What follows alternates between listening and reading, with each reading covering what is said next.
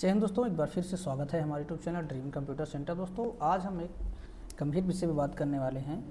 आपने देखा होगा कई सारे बच्चे फॉर्म डालते हैं ट्रिपल सी का, और वो या फिर कोई भी फॉर्म डालते हैं, वो लोग एक ही बार में सफल हो जाते हैं, पास कर जाते हैं। लेकिन बहुत सारे बच्चे ऐसे होते हैं जो लगातार मेहनत करने के बाद भी सफल नहीं होते हैं। तो इस वीडियो में हम ये आपको बताने वाले हैं इसका क्या रीज़न है। ठीक है, तो चलिए देखते हैं। तो यहाँ पे आप हमारे सामने एक रिजल्ट देख पा रहे हैं, ये है ट्रिपल सी का रिजल्ट। ठीक, अब हम नाम नहीं बताएंगे। और ये कई बार जो है ट्रिपल सी का फॉर्म भरे हैं, लेकिन हर बार इनको निराशा हाथ लगती है, हर बार ये फेल हो जाते हैं। एक रिजल्ट हमारे पास और है, एक ये है, और एक इसके अलावा एक रिजल्ट और है, ये भी फेल है, थोड़ा सा कम क्वालिटी में आया हुआ है। ये भी 28 जनवरी को रिजल्ट जारी किया गया है, अभी हाल ही का रिजल्ट है। अभी हम वीडियो बना रहे हैं 2 फरवरी को, देख सकते हैं यहाँ पर, और ये भी फेल है। तो 2 कैंडिडेट के हमारे पास रिजल्ट हैं, जिन्होंने फॉर्म भरा उसके बाद पेपर दिया और उनका रिजल्ट फेल आया। ठीक है, इसमें से एक लोग पहली बार दिए हैं, एक लोग जो है वो बार बार दे रहे हैं, कई बार से वो, लेकिन फेल हो रहे हैं। इसका रीज़न क्या है? तो मैंने जानने की कोशिश की कि आप क्या पढ़ रहे हैं, कहाँ से जानकारी आपने लिया है, या फिर बिना पढ़े पेपर दिए जा रहे हैं। तो उन्होंने बताया कि हम तैयारी कर रहे हैं, तैयारी करके जाते हैं। ठीक, तो दोस्तों जैसा कि अगर आपको कहीं जाना हो, अगर आपको डेस्टिनेशन ना पता हो कि हमें कहाँ जाना है, या फिर अगर आपको जहाँ जाना है वो तो पता है लेकिन जाने का रास्ता नहीं पता है, तो आपको पहुंचना जो है बहुत ही मुश्किल हो जाएगा। ठीक है, तो वही समस्या यहाँ पर भी आ रही है। लोग पुराने सिलेबस को पढ़ कर जा रहे हैं पेपर देने। ठीक है, उनको सिलेबस की जानकारी है नहीं कि क्या सिलेबस है ट्रिपल सी का। पहले जो सिलेबस था, पुरानी घिसी पिटी किताबें जो थी पहले, उसी को पढ़कर या फिर कहीं से जानकारी लेकर वो लोग पेपर देने चले जाते हैं। लेकिन जब वहाँ पे जाते हैं तो देखते हैं कि काफ़ी सारा पैटर्न जो है वो बदलाव देखने को मिलता है। पहले जो सिलेबस था वो पूरा चेंज हो चुका है, अब नए सिलेबस के आधार पर यहाँ पे पूरा पेपर तैयार किया जाता है। तो आपको इस वीडियो में बताएंगे किस तरह से हम तैयारी करें जिससे कि हम पास हो जाएं, और क्या पढ़ के जाएं हम। ठीक है, तो चलिए अब यहाँ पे आपको हम डिटेल में सिलेबस को दिखाने वाले हैं। देखिए ये सिलेबस है, अगर आपने अभी तक अपना सिलेबस चेक नहीं किया तो ज़रूर चेक कर लीजिएगा। ठीक है, ये सिलेबस चेंज हुआ था, देखिए यहाँ पे लास्ट में दिखाया जाए है, revision for implemented WEF on 1 अक्टूबर 2023, यानी 1 अक्टूबर 2023 के बाद इसका सिलेबस बदल गया। उसके पहले 2019 में सिलेबस चेंज किया गया था, उस समय इसमें MS ऑफिस की जगह पर लिब्रे ऑफिस आया था। तो यहाँ पे अब क्या हुआ है कि जो पहले MS ऑफिस क्वेश्चन आते थे, MS ऑफिस की जगह पे अब इसमें चेंज होकर आ गया है लिब्रे ऑफिस। ठीक, लिब्रे ऑफिस, इससे क्वेश्चन आने लगा है। देखिए यहाँ पे नीचे साफ साफ दिखा रहा है, for practical purpose latest version of free open source Ubuntu and Libre office में भी यूज्ड। ठीक, उबंटू ये है आपका operating system, Windows operating system इसमें नहीं लगता, इसमें उबंटू लगता है, ये फ्री में उपलब्ध है। उसके बाद यहाँ पे MS ऑफिस की जगह पर यूज़ किया जा रहा है लिब्रे ऑफिस। तो क्वेश्चन जो आ रहे हैं वो लिब्रे ऑफिस से आ रहे हैं, और बच्चे पढ़ के क्या जा रहे हैं, MS ऑफिस पढ़ के जा रहे हैं। अंतर क्या है? इसमें बहुत सारे अंतर हैं, आपको हम दिखाते हैं। बेसिक अंतर ये है हमारा MS ऑफिस, ये देखिए, ये है MS ऑफिस का MS वर्ड, जिसको अब हम वर्ड के नाम से जानते हैं, और लिब्रे ऑफिस में इसे हम राइटर के नाम से जानते हैं। ठीक, ये देखिए दोनों का काम लगभग सेम है। ठीक है, काम दोनों सेम करेंगे, थोड़ा थोड़ा अंतर है। एक्सेल की जगह पे कैल्क आ गया है। ठीक, MS ऑफिस की जगह पे राइटर आ गया है, MS वर्ड की जगह पे राइटर आ गया है।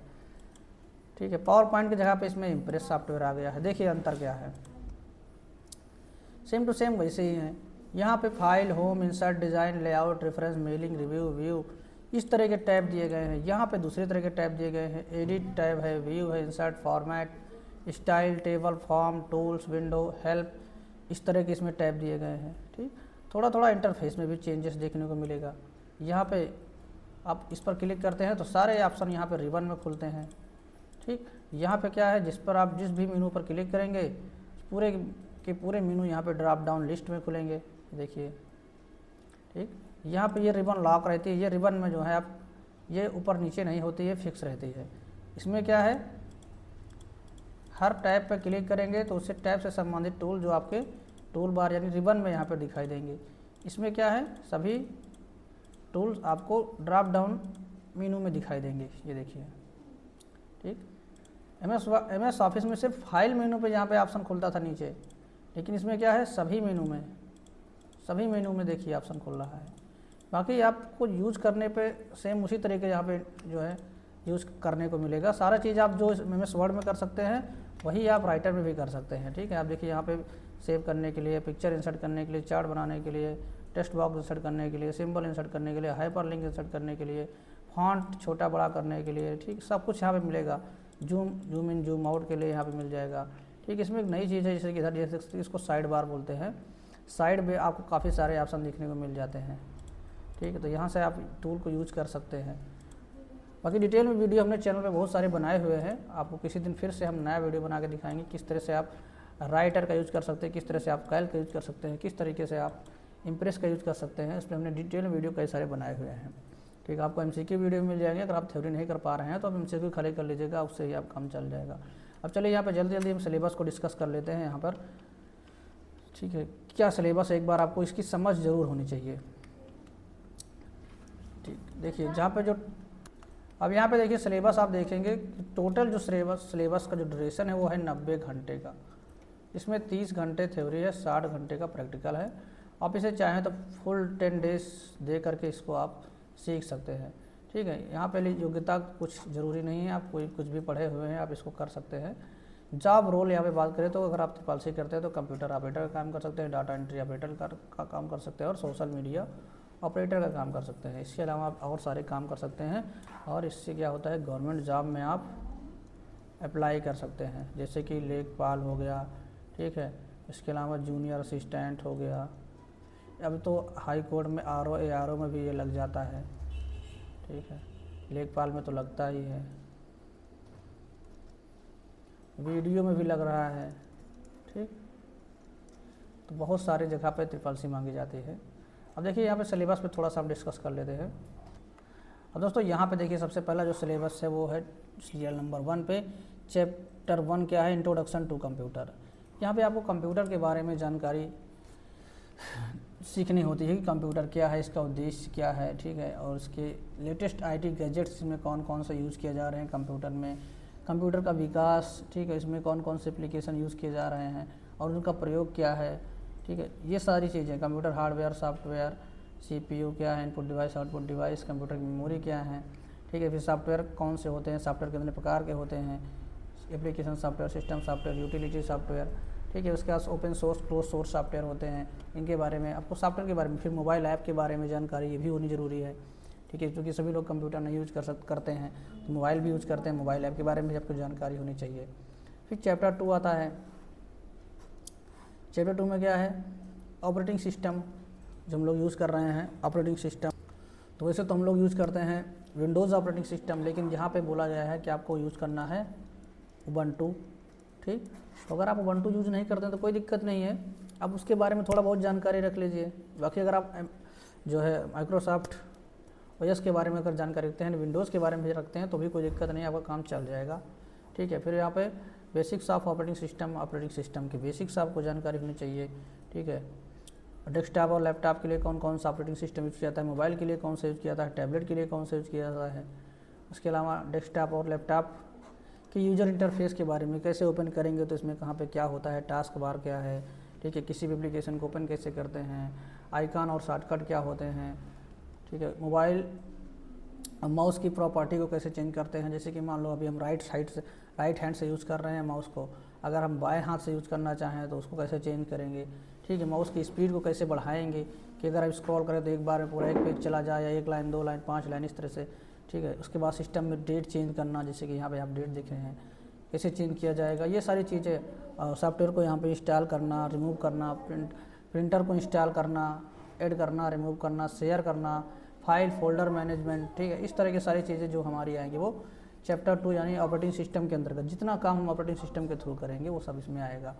ठीक है, फाइल फोल्डर मैनेजमेंट, फाइल कैसे बनाते हैं, फाइल को फोल्डर में कैसे रखते हैं, जिप फाइल कैसे बनाते हैं, फाइल को शेयर कैसे किया जाता है, इस तरह की सारी चीज़ें हमारे चैप्टर नंबर 2 में होती है। उसके बाद है वर्ड प्रोसेसिंग। इसी को हम लोग MS वर्ड के नाम से पहले जानते थे, लेकिन अब इसकी जगह पे हम लोग यूज़ करेंगे राइटर का। ठीक, ये लिब्रे ऑफिस का एक एप्लीकेशन सॉफ्टवेयर है।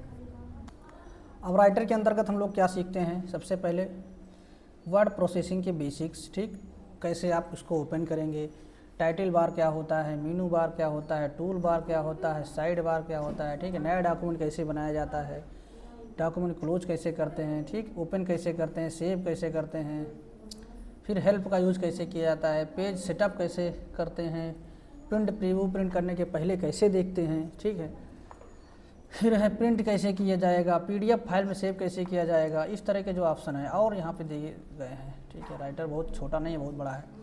फिर text creation and manipulation, text को कैसे लिखेंगे, उसमें कैसे एडिट करेंगे, ठीक, डॉक्यूमेंट कैसे तैयार करेंगे, टेक्स्ट का सिलेक्शन कैसे करेंगे, कट कॉपी पेस्ट का यूज़ कैसे करेंगे, फॉन्ट को कलर कैसे करेंगे, साइज कैसे करेंगे, alignment, undo, redo, auto correct, spelling, grammar, find and replace का यूज़ कैसे करेंगे, ठीक, फिर है फॉर्मेटिंग ऑफ टेक्स्ट, टेक्स्ट की फॉर्मेटिंग कैसे करेंगे, पैराग्राफ, इंडेंटेशन, बुलेट नंबरिंग कैसे लगाएंगे, केस को चेंज कैसे करेंगे, छोटे अक्षर से बड़े अक्षर में, प्रॉपर, अपर, लोअर, कई तरह के केस होते हैं, ठीक है। हेडर फुटर डॉक्यूमेंट में कैसे लगाएंगे, फिर टेबल कैसे बनाएंगे, उसके अंदर रो कॉलम इंसर्ट कैसे किया जाएगा, सारी चीज़ें हैं। टेबल में सेल में डाटा का अलाइनमेंट कैसे करेंगे, कुछ भी लिखेंगे तो उसको किस तरह से अलाइनमेंट करेंगे, इंसर्ट, डिलीट, मर्ज, स्प्लिट सेल, बॉर्डर, शेडिंग लगाना। फिर है मेल मर्ज, मेल मर्ज के थ्रू आप कई सारे पत्र बना के कई सारे लोगों को भेज सकते हैं, ठीक है। इसका यूज़ किया जाता है एक ही तरह के स्टिकर बनाने के लिए मेल मर्ज का यूज़ किया जाता है। शॉर्टकट कीज कुछ पूछी जाती हैं, ठीक है, राइटर की, वो भी आपको याद करनी है। उसके बाद चौथा चैप्टर है स्प्रेडशीट, जिसको हम लोग MS वर्ड में एक्सेल के नाम से जानते हैं, सॉरी MS ऑफिस में एक्सेल के नाम से जानते हैं, और लिब्रे ऑफिस में इसे हम कैल्क के नाम से जानते हैं, ठीक। तो यहाँ पे जो पूछा जाता है एक्सेल नहीं पूछा जाता है, वो पूछा जाता है कैल्क। तो क्वेश्चन जो भी आएंगे कैल्क से आएंगे। फार्मूला लगभग सेम रहता है, फंक्शन सेम रहते हैं, थोड़ा सा यहाँ पे मेनू बदल जाते हैं, कुछ थोड़े बहुत शॉर्टकट की बदल जाती हैं, ठीक है। तो अगर आपने MS एक्सेल पढ़ा हुआ है तो आपको इसे समझने में काफ़ी सारी आसानी होगी, ठीक है। तो चलिए अब इसमें देखते हैं क्या क्या आता है एक्सेल में। आपको सबसे पहले एलिमेंट ऑफ स्प्रेडशीट, स्प्रेडशीट में क्या क्या चीज़ें होती हैं उसके बारे में जानकारी होनी चाहिए, जैसे कि सेल हो गया, रो हो गया, कॉलम हो गया, रो और कॉलम से मिलकर जो है एक शीट बनती है, कई सारी सेल से मिलकर एक शीट बन जाती है, कई सारी शीट से मिलकर वर्कबुक बनती है, ठीक है। इस तरह से काफ़ी चीज़ें हैं। फिर है स्प्रेडशीट को तैयार करना, concept of cell address, address किस तरह के होते हैं उनके कॉन्सेप्ट समझना है, रो और कॉलम को समझना है, ठीक है, रो और कॉलम को सिलेक्ट करना समझना है। फिर selecting data, text, number, date, ठीक, इस तरह के कैसे डाटा इंटर करेंगे, आपको मान लो कोई टेक्स्ट इंटर करना है या नंबर, डाटा, डेट इंटर करना है तो किस तरह से सेल की फॉर्मेटिंग करेंगे कि उसमें उसी तरह का डाटा है, इस तरह के काम। फिर है पेज सेटअप कि अगर आप एक्सेल शीट आपके पास है तो उसको किस तरह से पेज सेट करेंगे कि एक ही पेज में सारा डॉक्यूमेंट आ जाए, या फिर पूरे कॉलम की जो विड्थ है वो एक पेज में सेट हो जाए, ठीक है। इस तरह से काफ़ी सारे ऑप्शन हैं। फिर सेव करना, ओपन करना, क्लोज करना है। फिर यहाँ पे मॉडिफाइंग सेल कंटेंट को मॉडिफाई करना, cut copy paste, paste special, height और विड्थ को चेंज करना। अब आपको कैल्क हम ओपन करके दिखा देते हैं, ठीक है। लिब्रे ऑफिस कैल्क है, सेम एक्सेल की तरह ही है। ये देखिए इंटरफेस आपको देखने को सेम मिलेगा, थोड़ा सा बस इसमें आप परिवर्तन वही है कि इसमें भी आपको सारे टूल जो हैं वो ड्रॉप डाउन मेनू में खुलते हैं, ठीक। बाकी आपको सब देखने को उसी तरह से मिल जाएगा, ठीक है। चलिए अब चलते हैं आगे। ऑटो फिल होता है क्या कि जैसे कि आप 1 2 गिनती लिखिए, उसके बाद पकड़ के उसको खींच देंगे, पूरे में ऑटो फिल हो जाएगा। उसके बाद सॉर्टिंग एंड फिल्टरिंग है, ठीक है, डाटा को सॉर्ट करना, फिल्टर करना, डाटा को किसी बेसिस पे जो है छांटना। फ्रीजिंग पेन क्या होता है कि सेल में जो पहली रो या पहले कॉलम को हम फ्रीज कर देते हैं, जिससे कि जब हम ऊपर नीचे पेज को करें तो हेडिंग हमारी फिक्स रहे, ठीक है। उसके बाद फार्मूला एंड फंक्शन, चार्ट, इनका यूज़ करना, सम फंक्शन, काउंट फंक्शन, मैक्स, मिन, एवरेज, ठीक है। ये सारे फंक्शन हैं, ये तो सिर्फ इतने दिए गए हैं, बाकी और तरह के फंक्शन होते हैं। हमने फंक्शन पे अलग से सेपरेट वीडियो बनाए हुए हैं, अगर आपने नहीं देखा तो देख लीजिएगा, आपको आई बटन पे मिल जाएगा, या प्लेलिस्ट में जाएगा आपको मिल जाएगा। एक्सेल के नाम से हमने प्लेलिस्ट बनाई हुई है, इसमें मिल जाएगा।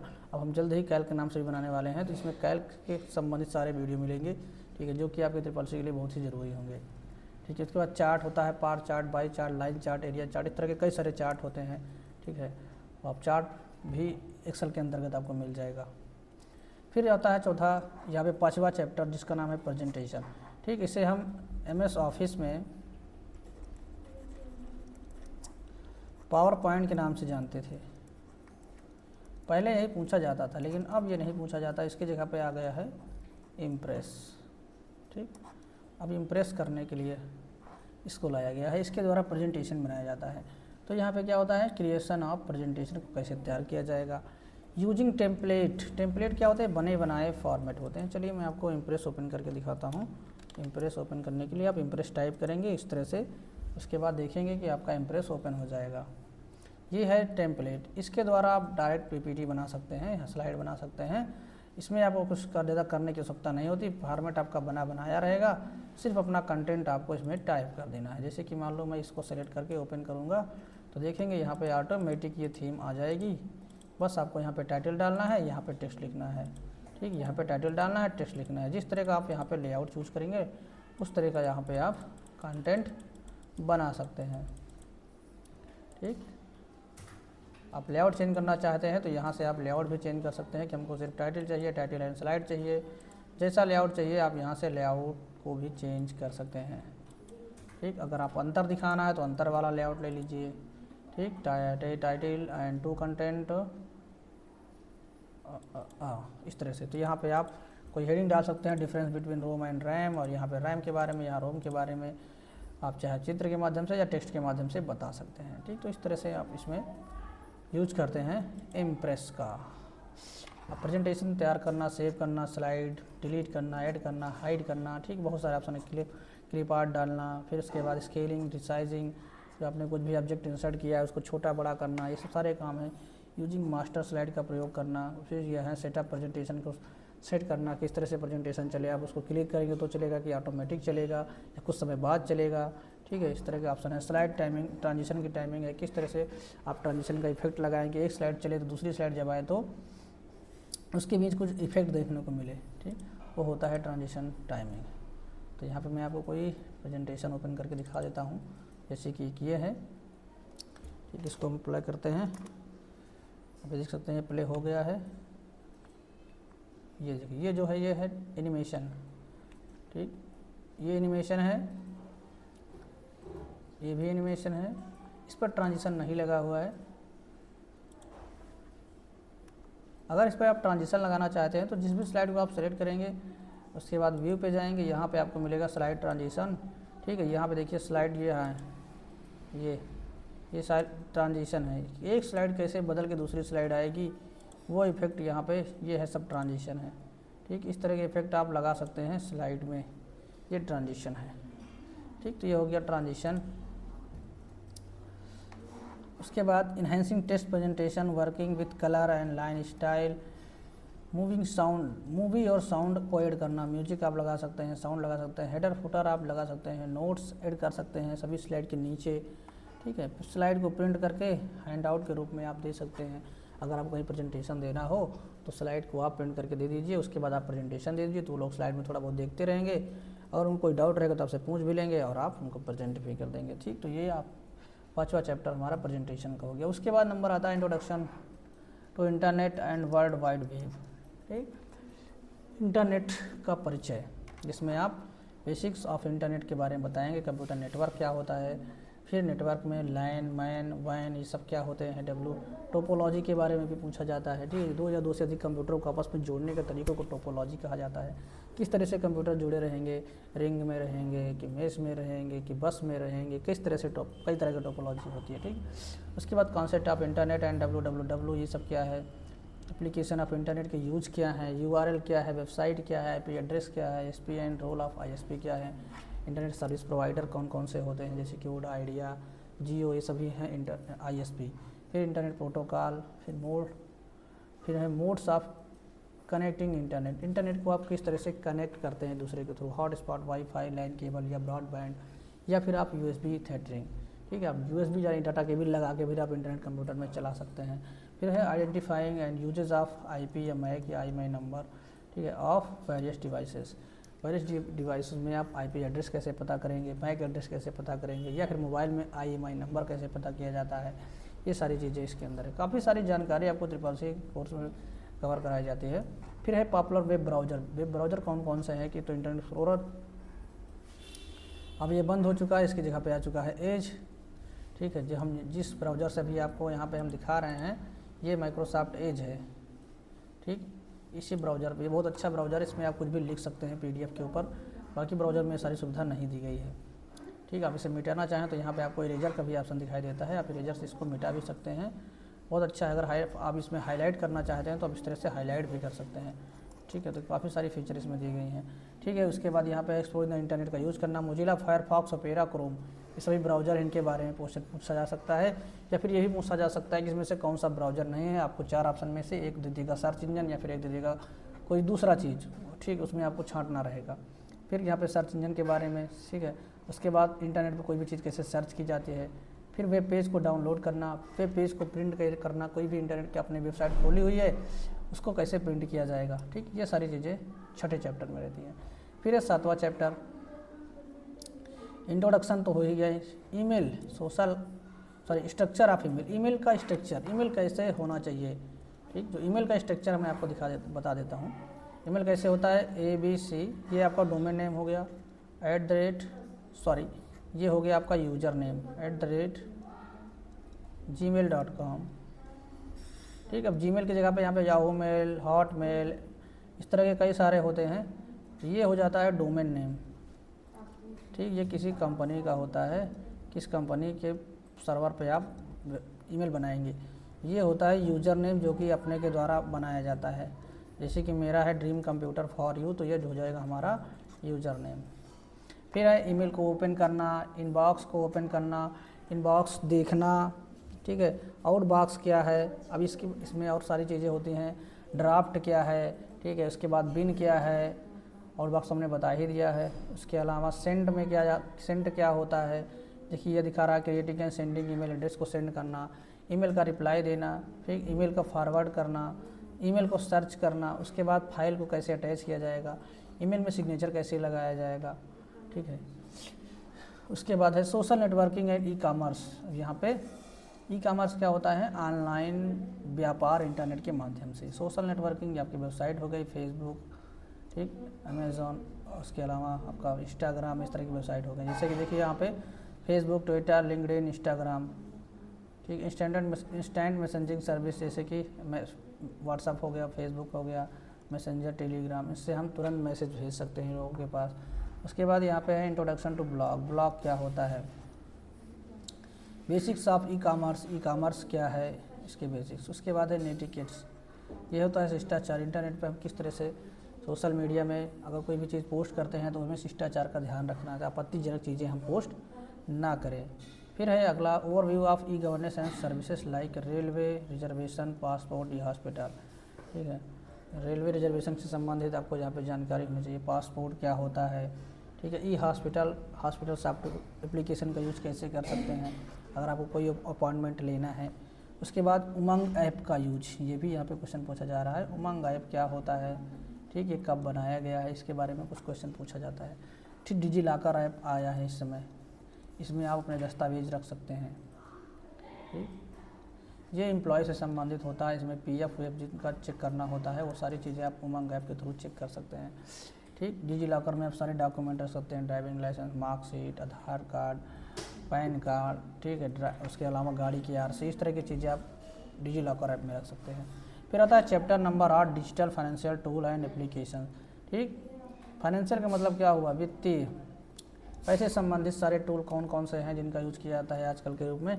तो सबसे ज़्यादा यूज़ हो रहा है आजकल, कोई भी काम करें तो सबसे पहले आपके पास वन टाइम पासवर्ड, जिसे हम लोग OTP के नाम से जानते हैं, ये आता है, ठीक। उसके बाद अगर आप कहीं पे पेमेंट करने जाते हैं तो QR कोड देखे होंगे लगा रहता है, फ़ोनपे, पेटीएम, गूगल पे, अमेज़न पे, बहुत तरह के आते हैं। फिर UPI क्या होती है, UPI के माध्यम से ही हम पेमेंट कर पाते हैं। इसका पूरा नाम यूनिफाइड पेमेंट इंटरफेस है। QR कोई रिस्पॉन्स कोड होता है, तुरंत रिस्पॉन्स करता है। उसके बाद APS क्या होता है, आधार के थ्रू जो हम लोग पैसा निकालते हैं उसको APS बोला जाता है, आधार इनेबल पेमेंट सिस्टम इसका पूरा नाम है। फिर USSD क्या है, अनस्ट्रक्चर्ड सप्लीमेंट्री सर्विस डेटा। फिर है कार्ड, आप credit card, debit card. Credit card क्या होता है, जिसमें आप बैंक में पैसा जमा नहीं करते, पहले बैंक आपको पैसा देती है, फिर उसका आप यूज़ करते हैं, उसको करने के बाद पैसा आप दे देते हैं, फिर उसके बाद निकालते हैं। इसी तरह से काम चलता रहता है। डेबिट कार्ड में क्या होता है, पैसा आपका खुद रहता है, उसी को आप यूज़ कर सकते हैं। क्रेडिट में पैसा आपको उधार मिलता है, ठीक। फिर ई वॉलेट क्या, जिस तरह से आपके कोई पर्स होती है ना, पर्स में पैसा रखते हैं उसी तरह से ई वॉलेट होता है, हर एप्लीकेशन में लगभग आ चुका है। आप इस वॉलेट में पैसा डाल लीजिए, इसके बाद इसका यूज आप रिचार्ज करने में, कहीं पे पे करने में इसका यूज कर सकते हैं। फिर ये POS पॉइंट ऑफ सेल, ये एक तरह की डिवाइस होती है, हम आपको किसी दिन दिखाएंगे, जिसमें आप ATM कार्ड स्वाइप कर सकते हैं, या फिर आप देखेंगे राशन कार्ड की दुकान पे वो डिवाइस देखने को मिल जाएगी। ठीक है, इसके अलावा पेट्रोल पंप पे मिल जाएगी, इसके अलावा मॉल में मिल जाएगी, इसके अलावा आप आजकल देखे होंगे बस में जो टिकट काटते हैं उनके पास भी डिवाइस रहती है। ठीक, फिर है इंटरनेट बैंकिंग। इंटरनेट बैंकिंग के माध्यम से पेमेंट ट्रांसफ़र करना, इसको बोला जाता है, एक होता है NEFT, एक होता है RTGS, एक होता है IMPS। ठीक, 3 तरह के यहाँ पे ट्रांजैक्शन आप कर सकते हैं। एक होता है UPI से माध्यम से भी कर सकते हैं। UPI वाला जो होता है वो भी IMPS के माध्यम ही है। तो NEFT में कितना रुपये आप ट्रांसफ़र कर सकते हैं, इसकी लिमिट होती है कितने, या छुट्टी के दिन मुझे काम नहीं करता है। उसके अलावा RTGS है, ठीक है, 2 लाख या उससे ऊपर अगर अमाउंट आपको भेजना है तो आप RTGS करेंगे। IMPS करना है तो आप 2 लाख तक IMPS कर सकते हैं। तो इस तरह के यहाँ पर लिमिट होती है। ठीक है, उसके बाद ऑनलाइन बिल पेमेंट, जैसे कि मोबाइल बिल, बिजली के बिल, वाटर बिल, ठीक है, इस तरह के बिल पेमेंट होते हैं। जैसे LIC का बिल पेमेंट करना है, आपको किस्त भरनी है, ये सब सारी चीज़ें आप इसके बारे में जानकारी आपको मिलेगी। फिर आता है 9वां चैप्टर हमारा, ओवरव्यू ऑफ साइबर सिक्योरिटी। ठीक है, क्योंकि ऑनलाइन जब आप सारा काम करेंगे तो ऑनलाइन की दुनिया में बहुत सारा फ्रॉड है, तो साइबर सिक्योरिटी की भी जरूरत पड़ती है कि कोई भी फ्रॉड आपके पास साथ ना हो, या फिर कोई भी आपके कंप्यूटर को नुकसान ना पहुंचा पाए। ठीक, तो इसके लिए आपको पड़ेगी साइबर सिक्योरिटी की ज़रूरत पड़ेगी, आपके कंप्यूटर को सिक्योर करना पड़ेगा। ठीक है, इसको हम सिक्योर किससे कर सकते हैं, एंटीवायरस के थ्रू कर सकते हैं। सिक्योरिंग ब्राउज़र को भी आप सिक्योर कर सकते हैं। ठीक है, जिससे कि फर्जी के कोई भी जो है मालवेयर या फिर कोई भी ऐसे वायरस जो आपके कंप्यूटर में ब्राउज़र के थ्रू ना आ पाएँ। फिर है securing email, social media account, अपने ईमेल को सिक्योर करना, सही तरीके से पासवर्ड उस पर लगा के रखना, डबल वेरिफिकेशन लागू रखना, जिससे कि कोई भी आपके ईमेल को अगर ID पासवर्ड जान भी जाए तो भी लॉगिन ना कर पाए। ठीक है, सोशल मीडिया अकाउंट जैसे कि फेसबुक, इंस्टाग्राम, व्हाट्सअप, इनका सही से यूज़ करना, इनको सिक्योर करना, कोई दूसरा व्यक्ति इसका मिसयूज़ ना कर पाए। सिक्योरिंग स्मार्टफोन, अपने स्मार्टफोन को किस तरह से आप सिक्योर कर सकते हैं। ठीक है, ये आपको इस चैप्टर के अंदर देखने को मिलेगा। उसके बाद लास्ट चैप्टर है, ठीक है, ये पहले नहीं था, इसे बाद में जोड़ा गया है। ठीक, इसमें पहले थोड़ा बहुत 2019 में से थोड़ा सा जोड़ा गया था, लेकिन बाद में इसमें बहुत ज़्यादा जोड़ दिया गया है। अभी देख सकते हैं इसमें introduction to future skill. Future skill मतलब होता है भविष्य के कौशल। भविष्य में से कौन कौन से स्किल हैं जो आने वाले हैं, जिनका यूज हम करके अपने आगे वाले भविष्य को अपना अच्छे बना सकते हैं। तो उसके लिए यहाँ पे दिया गया है इंटरनेट ऑफ थिंग्स, IoT जिसको नाम से दे देते हैं। ठीक, जो हम लोग लेटेस्ट गैजेट यूज़ कर रहे हैं आजकल के ज़माने में, उनको IoT के नाम से जाना जाता है। ठीक, जो आप सोचते हैं उसके हिसाब से काम कर देता है। ठीक है, बिग डेटा एनालिटिक्स क्या होता है, बहुत बड़े डेटा पे काम करना, जैसे कि यूट्यूब, फेसबुक, ठीक है, इसके अलावा इंस्टाग्राम, ये सब बहुत बड़े बड़े डेटा पे काम कर रहे हैं। क्लाउड कंप्यूटिंग क्या होता है, ये जो डेटा है उसको आप इंटरनेट पर रखते हैं, अपने कंप्यूटर में रखते हैं। जो कि कंप्यूटर में रखेंगे तो आपका कंप्यूटर चालू रहेगा तभी आपको डेटा मिलेगा। इस केस में क्या होगा, आप जहाँ पे रहेंगे वहीं पर डेटा को यूज़ कर सकते हैं, बाहर कहीं नहीं यूज़ कर सकते। तो बाहर आप यूज़ कर सकते हैं, उसके लिए क्लाउड कंप्यूटिंग का यूज़ किया जाता है। ठीक, फिर है वर्चुअल रियलिटी, आर्टिफिशियल इंटेलिजेंस, आज का ज़माना इसी का है।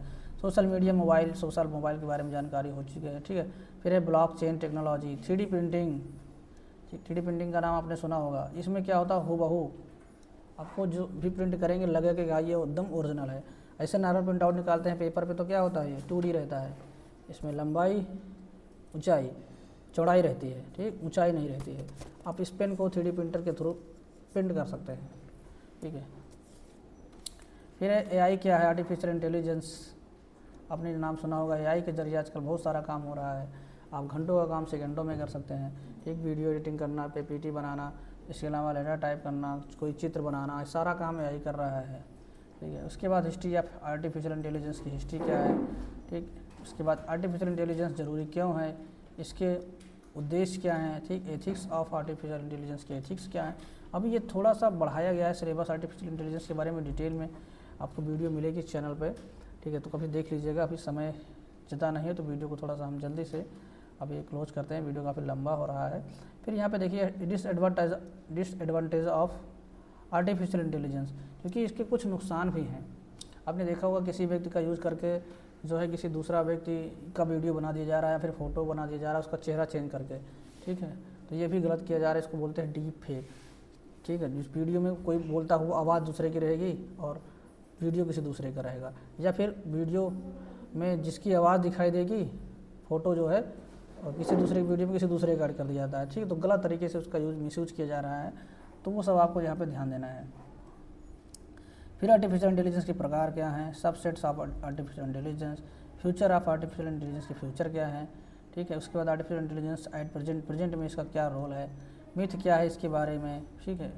फिर यहाँ पे इसका फ्यूचर पे क्या प्रभाव पड़ेगा, डिफरेंट सेक्टर में एआई का क्या प्रभाव पड़ेगा। अब आप लोगों ने सुना होगा कि एआई के आने से क्या हो रहा है, जो काफ़ी सारे लोगों की नौकरियाँ जा रही हैं, क्योंकि जहाँ पर 10 लोग मिलकर काम करते थे सारा दिन, वो एआई का काम एक ही घंटे में, एक दो घंटे में ही कर दे रहा है, ठीक। तो ये सारा काम एआई के ज़रिए हो रहा है, तो इनसे क्या नुकसान होने वाला है वो भी आपको बताना है, ठीक। जैसे कि रोबोट के बारे में सुनाया गया था कि अगर रोबोट आ जाएंगे तो लोगों की जॉब चली जाएगी, ठीक, लेकिन ऐसा नहीं हुआ है, अभी तक काम हो रहा है, ठीक है। तो ये सारी चीज़ें हैं, सिलेबस काफ़ी बड़ा है। अब देखिए यहाँ पर पास होने के लिए आपको 100 क्वेश्चन की आवश्यकता होती है। 100 क्वेश्चन तो टोटल होते ही हैं, 50 क्वेश्चन आपको पाने की आवश्यकता होती है, जिस पर आप पास हो जाते हैं, ठीक है। तो ये जो लास्ट में चैप्टर जोड़ा गया है, अब ज़रूरी नहीं है कि आप इसमें पूरा का पूरा अच्छे से पढ़ें।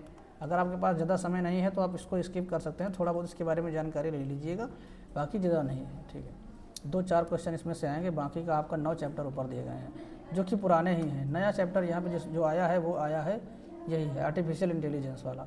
10वां चैप्टर आप चाहें तो इसको छोड़ सकते हैं, या फिर अगर आप पढ़ना चाहें तो पढ़ लीजिएगा, कोई दिक्कत नहीं है, ठीक है। 3 घंटे का सिलेबस है ये, अगर आप इसको पढ़ना चाहें तो पढ़ सकते हैं, अदरवाइज आपके पास 9 चैप्टर रहेंगे। अगर 9 चैप्टर में भी आप अच्छे से पढ़ाई कर लेते हैं तो मेरे ख्याल से आपको 80 से 85 नंबर लाने से कोई नहीं रोक सकता। इतने में भी आपका एस ग्रेड बन जाएगा अगर आप 85 नंबर प्लस आते हैं तो, ठीक। अदरवाइज आप ए भी आने से आपको कोई नहीं रोक सकता है, समझ रहे हैं। तो ज़रूरी नहीं कि पूरा आप 100 में 100 तैयार करके जाइए, उसके बाद वहाँ पे जाने के बाद पता चला आपको समस्या हो जाए, ठीक। तो आप जितना समय आप इसको नया वाले को सीखने में लगाएंगे, उतना समय अगर आप पीछे वाले में अच्छे से लगा देंगे, या फिर लिब्रे ऑफिस को अच्छे से समझ लेंगे, ठीक है, तो आपका जो है स्कोरिंग बहुत अच्छे से हो जाएगा। और लिब्रे ऑफिस से मान के चलिए लगभग 70 से 80% क्वेश्चन आते हैं, ठीक। 100 में कम से कम 60 से 70, ठीक, 70 क्वेश्चन लगभग आपको लिब्रे ऑफिस से देखने को मिल सकते हैं, ठीक। ट्रू फॉल्स के रूप में हो सकते हैं, एमसीक्यू के रूप में हो सकते हैं, इस तरह से काफ़ी सारी जो रोल है वो अदा करता है आपका लिब्रे ऑफिस। तो आपको लिब्रे ऑफिस अच्छे से पढ़ लेना है, बाकी का जो कंप्यूटर का पार्ट है वो भी तो आपको अच्छे से जानकारी होनी ही चाहिए, ठीक है। तो वीडियो काफ़ी लंबा हो गया है, मुझे उम्मीद नहीं थी कि इतना लंबा खींचेगा, लेकिन डिटेल में बताने की वजह से इतना लंबा खींच गया है। तो आशा करते हैं आपको जानकारी अच्छी लगी होगी। अगर जानकारी अच्छी लगी तो लाइक करिए, और चैनल पर नए हैं सब्सक्राइब करके बेल आइकन को प्रेस कर दीजिए। मिलते हैं किसी नेक्स्ट वीडियो में, तब तक के लिए बाय, टेक केयर, जय हिंद, वंदे मातरम। और अगर आप कंप्यूटर सीखना चाहते हैं या फिर CCC करना चाहते हैं तो आप हमारे माध्यम से भी CCC कर सकते हैं, क्योंकि हम CCC सेंटर चलाते हैं। तो आप हमसे फॉर्म भरवा के फिर आपको जो हम सर्टिफिकेट देंगे वो डायरेक्ट इंस्टीट्यूट का सर्टिफिकेट होगा, डायरेक्ट वाला सर्टिफिकेट नहीं रहेगा, उसमें इंस्टीट्यूट लिख कर आएगा, इंस्टीट्यूट का नाम लिखा रहेगा, आपने कब से कब तक किया है, कहाँ पे किया है, ठीक है, सारा कुछ उसमें आपको दिखाई देगा। मैंने एक वीडियो बनाया हुआ है कि इंस्टीट्यूट के सर्टिफिकेट और डायरेक्ट के सर्टिफिकेट में क्या अंतर होता है। अगर आपने वो देखा नहीं तो देख लीजिएगा, आपको वीडियो मिल जाएगा, प्ले लिस्ट में जाके आप देख सकते हैं, या फिर आपको आई बटन पर लगा देंगे वीडियो, आप देख लीजिएगा, ठीक है। तो मिलते हैं हम नेक्स्ट वीडियो में।